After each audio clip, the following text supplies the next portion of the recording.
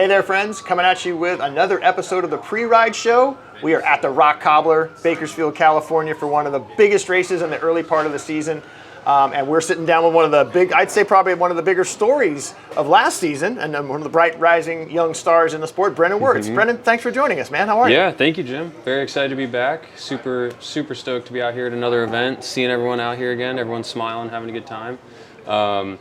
A little apprehensive, curious to see the course tomorrow, but super excited. I've got some big tires on, and I'm looking forward to a fun day out there. Well, and it's a bit different than what you experienced last week. You had a win down at Gravel Miami. Congrats on that. Thank you. 100 miles, about 500 feet of climbing. Not the case tomorrow. Yeah, I know. I've been bouncing back and forth from coast to coast. I had a race 2 weeks ago, my first one of the season, the low gap grasshopper. Tons of climbing, super short race, and then this weekend, a lot of climbing, but then the race in Florida, completely different profile. So it's just fun to mix it up. And so you kind of jumped in pretty big last season and made a name for yourself early on, and maybe to the surprise of a lot of the other athletes in the field. But you built this engine a long time ago. You were a competitive athlete in college, a scholarship athlete at Stanford. What'd you do there, and how'd you build that engine so strong? Yeah, I was a rower through high school and into college. I rode with the Stanford team and then did stints on the national team in the summer, traveling around Europe, racing at World Cups and World Championships.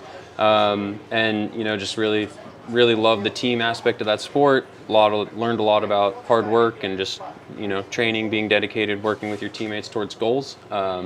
And I think that that 7 or 8 years of training have really helped set me up to make an a smoother transition to the sport. Had bikes of always cycling. been a part of that in the background? Was it like a secondary level of training for you, or just something you did for fun? Yeah, a little bit. Like, I grew up in Marin County where mountain biking really began, and I grew up mountain biking quite a bit. I had some single track trails that I could ride downhill to school. But once I started rowing, I kind of shifted a little bit more away from mountain biking, just because the mountain biking I had been doing was more descent oriented, and I was just worried that I was bombing off of Mount Tam. Yeah, up there. exactly. Yeah. I was going to do some more damage.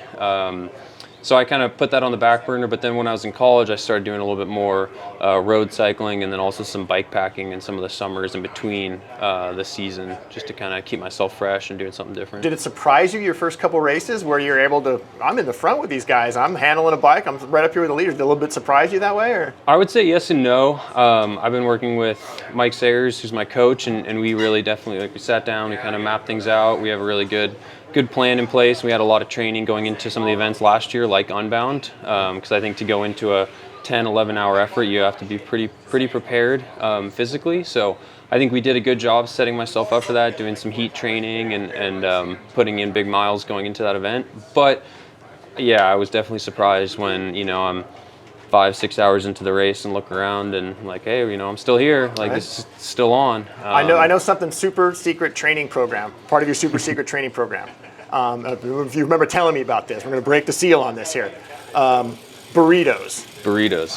Give us the top secret Brennan Wertz super burrito training program. Yeah, so I take these little frozen burritos and I'll grab a couple of them before a race, and on a hot day I'll stick them in my pockets, and it's kind of gross. I don't know what the food safety people would have to say about it, but partway through the race they're ready to go. They're no longer frozen, and easy to digest. Great. Got all the things you need. Yeah, I usually look for a moment in the race when it kind of chills for a second. It's we sit up. I remember it was in Black Canyon in San Diego. We kind of had a moment after the feed zone where everyone sat up, and it's like, hey, it's lunchtime.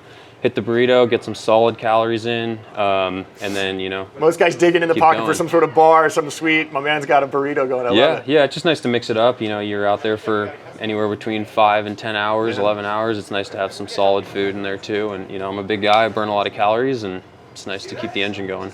Because of that great success you had last year, it's led to a lot of neat developments for you this year in terms of the team and the crew and the bike. We'll do a bike check here in a second, but tell us about all these great partners that you've been able to develop and what you got going into this season. Yeah, so I'm on the the Scuderia Pinarello team, which is a really exciting program to be a part of. We've got a bunch of really dynamic athletes that are a part of this. So I really enjoy it just because, I've spent so many years of my life being on teams and being in really organized, dedicated teams. We're all working towards the same goal, and I really enjoy having that kind of team network around me right now. They're not here today at this race. A few of them were up at the race with me last week in Florida. We're not doing team tactics or anything like that at the front of the race, but we're supporting each other. We all have different goals and different missions, and at the end of the day, we're all just trying to motivate and inspire other people to get out on the bike and enjoy it as much as we are. That's great. I imagine you got a jam-packed schedule of races this year. Any of the big ones? All the big ones, I'm assuming. What's the schedule look like? What are you looking forward to? I'm really looking forward to going back to Unbound. That'll be a big one for me. And then Steamboat. I had a great time in Steamboat last year. I decided to not apply for the Lifetime Grand Prix, so I know a lot of attention was going towards that and that series, and I'm really excited to watch it and see how it unfolds. But I had kind of set up my calendar ahead of that being announced and had specific goals that I was already planning on working towards, and just wanted to kind of stick with what I had already in place. So I'll be doing Steamboat and then Big Sugar. It's looking like I'll make the trip over to Iceland for the Rift, and then the BWR Quadruple Crown. How could I miss that opportunity? I love it. That's what I love to hear. That's great. Yeah.